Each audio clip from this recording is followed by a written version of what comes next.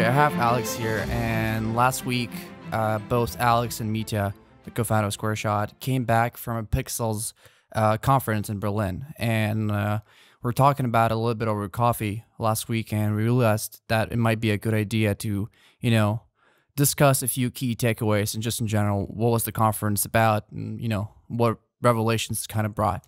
So, to give me a little bit of context about who are Pixelz and why did they organize the conference in the first place?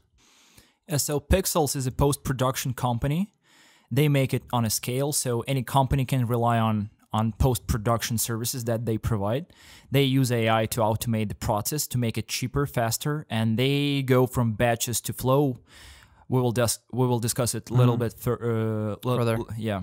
So yeah, that's why they created this event called Flow, which means they think that all the companies that provide that create e-commerce content should go from batches to flow, as I understand the context of their name of the conference, and which is a great idea. So this is one of the highlight that I really want to mention, that building flow, not batches, it's much more efficient way to produce content for e-commerce.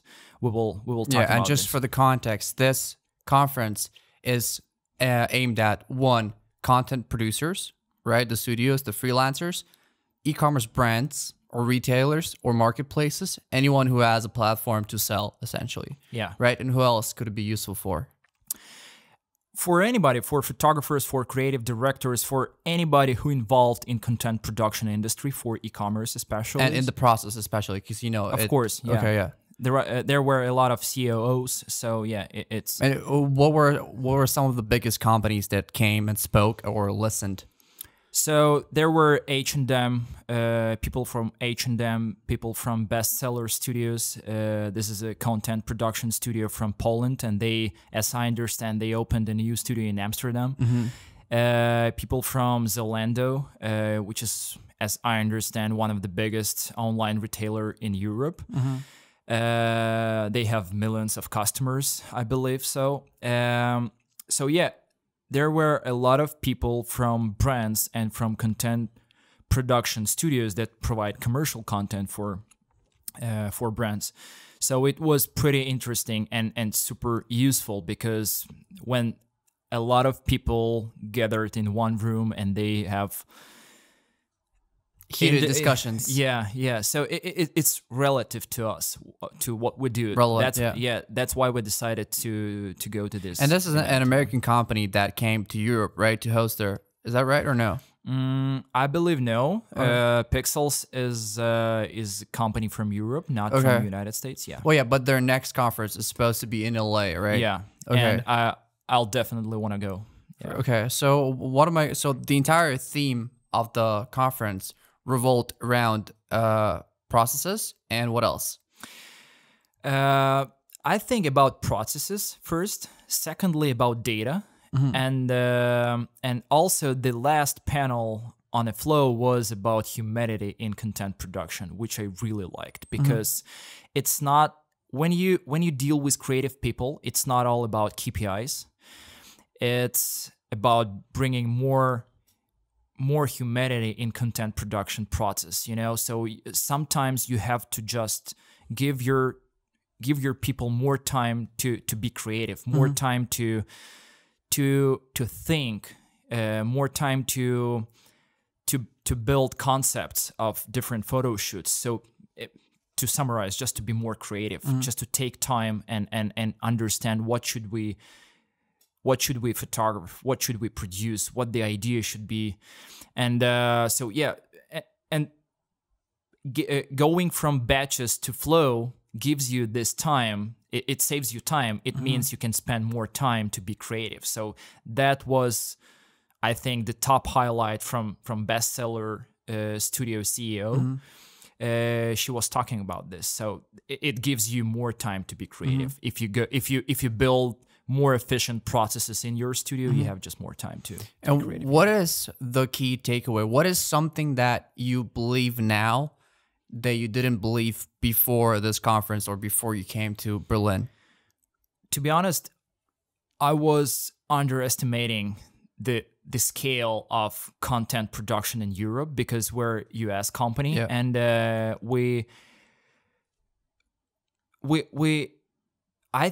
I was thinking that content production in Europe and e-commerce overall is not as big as in the United States. But after this conference, I believe that we have to move to Europe. We have to even open a studio in Berlin. This is one of the crazy ideas that I have right now. And because I was underestimating the scale of content production in Europe. I think the important thing to mention is that while the US always had Shopify and Amazon, right, which kind of shaped the way the market exists, and right, and the way content exists, and the way how much products you need to sell, and so that wasn't a thing in Europe, right? So they had to come up with a completely different approach. United States more focused on tech startups, which are like Amazon or Shopify. So that's just from my perspective. They think more about technology and how to build a scalable platforms for different kind of products. But in Europe, I was surprised how many brands, how much clients they have, what approaches they use for we can call it data-driven content production, which I really like this concept, data-driven content production. When you rely on data to produce content, when you test, when you have a lot of A/B tests, H&M Group and Zalando, they were talking about this on a panel on the Flow, so it was pretty useful. And now I have to think, how can we measure, how can we track image performance of our clients, and use this data for our future clients to produce higher end quality. Yeah, right? of course, not even quality, but how to place images, which angles should we use, which size, or like where to actually place images to get the most from your website to achieve the higher conversion rate. So those things are really important. For example, should we use flat lay or on model photography? And it surprised me that it depends on the category. For example, for kids clothing and for women's clothing, the result will be different. So you always have to test. And I liked the how the guy from H&M started. So if you don't have data, you just one more person with an opinion, So which is pretty interesting. So now it's a little bit easier for brands to track image performance, and it's harder for us as a commercial studio because we don't have any access to our clients' websites. We don't have access to their numbers, internal numbers from different platforms. So for us, it will be a challenge. A bigger challenge, but we should definitely have to think, how can we actually track image performance and use this data for future clients to produce more efficiently. I mean, and there are a lot of topics discussed, but in your opinion, what are the 3 biggest takeaways of the entire conference for you? Okay, so if you don't mind, I'll use my Yeah, notes. for sure. So I have actually 3 takeaways, and the first one is time to market. Sorry, I can't. One moment. Yeah. So the first one is time to market. So you can actually, I think time to market is crucial for e-commerce because, like I made this note. So having faster time to market process means you have an edge. For sure. The faster you can get online, the less resources you spend getting there and having more time to sell. As simple as that. So that's the first highlight. The second one, like I mentioned before, is like data rules, Yeah. Data is a king right now. And we are at Squareshot have to understand how to actually track image performance to not only say, you have to make front and back shot and one close up, but rely on not just an opinion, but rely on data. It has to be straight on because it sells better by this amount of %. Exactly. And it's not a about angles only. It's about like how many images should you use for your products, and how many images for specific categories should you use, how many where to place images, you know, what background color should you use, like and how to make them load faster, because like the loading speed really impact conversion rate at the end. And especially the guy from Zalando was talking about mobile phones, because we consume content on mobile phones right now, and you have they do not approve images on a desktop anymore. They use mobile phones to approve images, because that's how they will be consumed, you know. So that's the great takeaway as well. And even the challenge that we had when we were, I don't remember what we were doing, but we had like 4 iPhones next to each other, and all the 4 iPhones had different color temperature and different colors, right? So even on phones, you're gonna have completely drastically different pictures. Yeah, and you have to think about this. You have to test on mobile phones first, because that's how we consume content. We use Instagram to see new arrivals from brands. We use these feeds.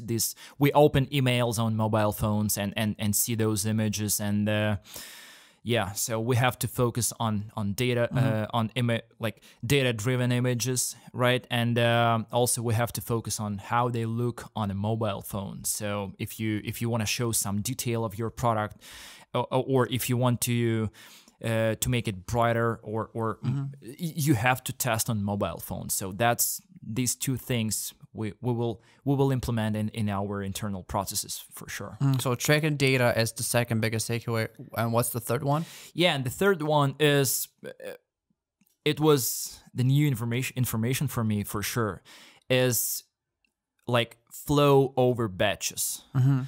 And there are 2 different concepts of producing content for e-commerce. The first one is batches. This is what we do right now at Squareshot. So batches is when you gathered all the images you've made during the day and sent to post-production team and just wait, you know? And then you get images next morning or after 2 days. And it brings more difficulties for Q&A team, like quality assurance or quality control, because you have to check all the images at once, which means you will most likely make some mistake. So batches is not as efficient as flow. When we talk about flow concept, is when you continuously upload images to post-production team, and they continuously retouch images and send for approval. So this process is much more efficient, and of course it decreases the time to market, which we discussed earlier, that time to market is an age, especially when brand, you know, it's pretty rare to see the brand with the real differentiator. Yeah. Yeah, exactly. But I'm assuming also that the reason batches is more commonly used is because there are more tools to work in batches. Like even if we're talking, you know, Dropbox and stuff like this, it makes much more sense to shoot a batch and then upload it fully and then send a link to your client, right? So once you start getting more tools that allow for a flow, then we're gonna see this shift, right? Totally agree, and that's why Pixelz exist. They build a software to go from batches to flow, and they provide tools to actually continuously produce content, not in batches. So, and we're in no way affiliated with Pixelz. Yeah. You just have to mention that it was a really good revelation regarding the processes. Yeah, and we decided to test it one more time because we tested Pixelz, I think, 3 years ago, and they improved a lot.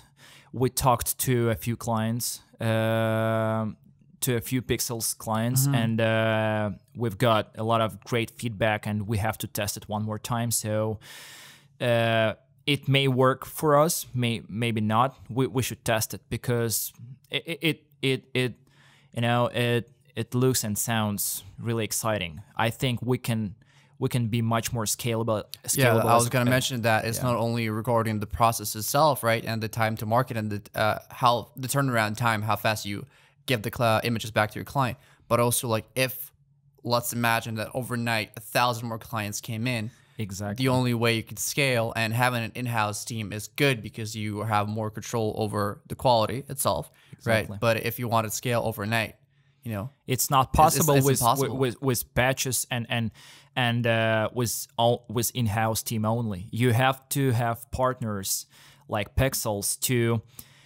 to be prepared for this. Let's call it like demand pop-ups, right? When you have a brand that needs to be on a market like in the next 3-4 days, and they have like thousands of images to retouch or to photograph. It's not possible having only in-house team. You have to work with partners like Pixelz, I think. I mean, Yeah. I think We'll huge props to them for organizing this conference because like it just contributes greatly to the overall knowledge and that everyone learns, the industry goes forward, right? There's a huge leap, and so I think that more companies should just create that, and I think it brings so much value to both Pixelz for discovering new clients and maybe changing it changed for you, right? You're now okay, let's reconsider their services, and it also a huge value to those people who come and listen, and their paradigm shifts, their ideas shift, so good for them. Yeah, I totally agree with you, and it would be even better if I will have an opportunity to pitch on Flow in Los Angeles. I mean, because that's a good idea. I have a lot of things to say because we are at Squareshot. I think we make a lot of things differently, and I just want to build not a studio. We want to build not a studio. We want to build a service, right? We want to build a service in your pocket, not a studio with specific address or location. We want to build product imagery service for a long tail of customers that really rely on us right now. And to achieve this with efficiency and to be profitable as a company, we have to make a lot of things differently. So I think we as a Squareshot, we as a team, we have a lot of things to say, so it would be great if I can pitch, if I will have this opportunity to pitch on a Flow in Los Angeles. I mean, it's coming up shortly, right? Just a few more months before that, so yeah, I'm pretty sure that's gonna happen. Anyways, awesome. I think that this was very useful. I'm glad that we sat down and talked about this because the conference itself was great and it did change a lot of minds regarding certain topics. So awesome. Thanks for sitting down with me. And also, sorry, I just want to add something that I really want to give credit to. Unfortunately, I don't remember the name. Like, which company was that? Yeah, it was a lady from Nastigel, and she was talking about bringing humanity in creative process, which I really liked because it's not always about KPIs and numbers. You have to make more one-on-ones with your people. You have to treat them as humans, not as tools, to achieve your numbers. I have to give her credit for this pitch, and I think I would love to hear more about this topic on Flow in Los Angeles and on any like events like this. It's not always about like numbers because we rely on technology to think about numbers, but we're humans, and the real value in any company is a team. So you have to treat your people as people. I mean, isn't it crazy that this seems like it's such an obvious thing, but at the same time we get lost so much in the numbers, chasing the progress, that we kind of just overlook the idea of human beings. So I'm glad you brought that up. Yeah, I just see how these KPIs and this desire to grow, to always grow, it kills creativity. And I just don't know how to solve this conflict. I think you have to pick one or find a new ways how to combine those two things. It's pretty difficult, but I would love to go with a more human approach, you know. Awesome. Yeah. Thanks for sharing. And I sincerely Yeah, you're hope welcome. that this was useful. And yeah, I'm sure that we're going to have much more content ready for the next conference as well. And we're going to put a few notes, and I'm sure we're going to find the name of the lady to give her credit. Yeah. So Sorry anyways, that I forgot. thank you about so this. much. Awesome. Thanks. Thanks, man.